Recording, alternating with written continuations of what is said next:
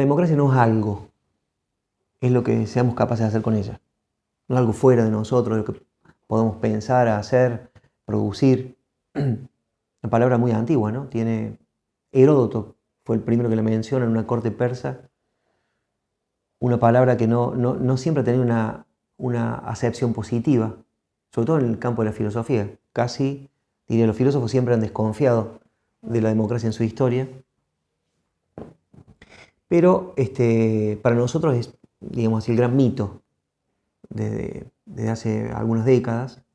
No creo que en la década del 70, por ejemplo, la palabra democracia se haya constituido como una palabra que vertebrara lo que somos capaces de pensar, el horizonte.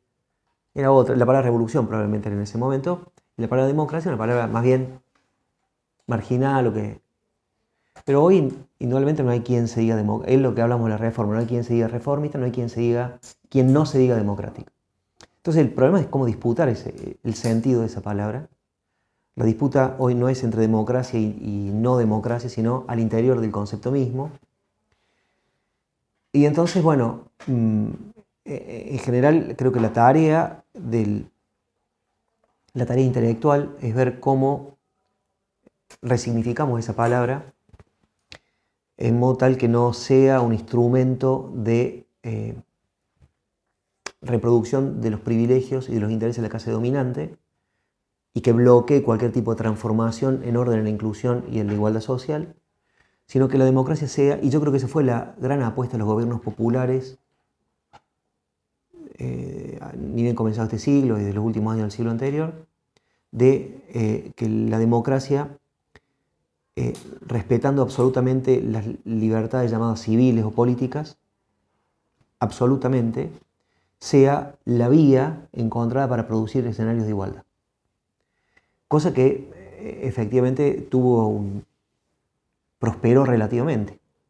Países como Bolivia, como Argentina, como Brasil y otros, Venezuela, no son lo mismo hoy que lo que eran antes de esa experiencia de gobiernos populares.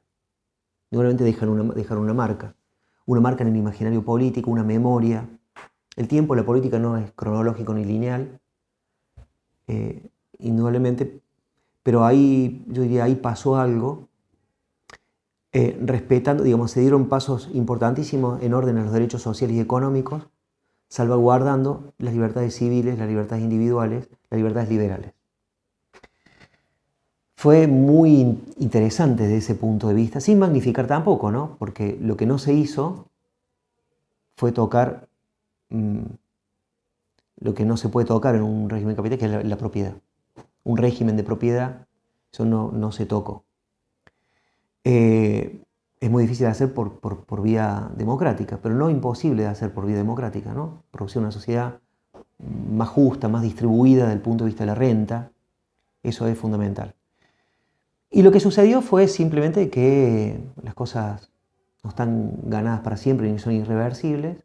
Hay poderes muy fuertes que no son solamente locales, sino que son regionales e internacionales, que hicieron su trabajo y que produjeron una corriente de opinión mayoritaria en el sentido, digamos, de una restauración conservadora en el continente. Esos poderes son poderes ideológicos, poderes económicos, poderes jurídicos y poderes políticos. Y también geopolíticos, ¿no?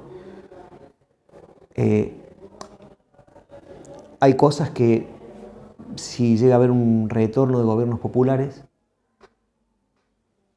debe plantearse con muchísima inteligencia, que es qué hace una democracia con poderes que son sustantivamente antidemocráticos, como los monopolios de producción de significados culturales y simbólicos, que son los medios de comunicación de masas, y el poder judicial, que es un poder, digamos, si bien no es unánime, por supuesto, pero es un poder que hegemónicamente defiende intereses de la clase dominante y reacciona siempre que hay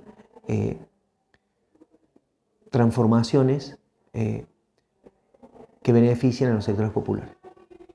Es un problema muy difícil, es un problema para el que hace falta mucha paciencia, pero que indudablemente va a haber que enfrentarse porque ha sido el cuello de botella para que una democracia plena, para que la experiencia de una democracia plena se haya interrumpido en América Latina. Si uno ve un poco la matriz ideológica y de los poderes fácticos, ha sido prácticamente la misma en todos los países donde los gobiernos populares han retrocedido, ¿no? Entonces me parece que hay que aprender mucho, hay que pensar mucho, hay que incorporar una cierta prudencia. La prudencia es una virtud muy antigua, digamos, ¿no? Y que no ha estado en el centro de las corrientes de izquierda, pero me parece que una prudencia transformadora es lo que... Y producir una reforma intelectual y moral, como decía Gramsci, que puede llevar mucho tiempo, que no es lineal, que va y que viene, pero que las marcas quedan, yo creo que las marcas quedan, y me parece que en América Latina si bien estamos en un momento de destrucción, creo que sin precedentes, por lo menos en Argentina, y es muy brutal, porque creo que no hay duda de que él es el peor gobierno de origen electoral de la historia argentina, el que ha hecho la destrucción más formidable de toda la red económica, cultural, social, produciendo un conjunto incluso de patologías de todo tipo en la sociedad argentina, y sobre todo sometiéndola a un futuro muy incierto, ¿no? Porque hay compromisos asumidos que van a ser muy difíciles de sostener. Es el trabajo, yo creo, que se vino a hacer, habiendo recibido un país en condiciones, pero probablemente no haya otro momento en la historia argentina en el cual un país haya sido entregado de un gobierno a otro gobierno en mejores condiciones, un país desendeudado o en gran medida desendeudado, con una integración social como muy pocas veces antes, con una recuperación del salario que indudablemente está por encima de la inflación, con un país con una consideración en el mundo muy, lógicamente no por los poderes económicos, que es lo que buscan los poderes buitres, para decirlo menos, pero la verdad es que ha sido, y que eso en muy poquitos meses, ni siquiera años, fue destruido prolijamente. Bueno, será el destino de los gobiernos populares empezar siempre de nuevo, empezar otra vez, y bueno, es lo que va a haber que hacer, me parece, ¿no?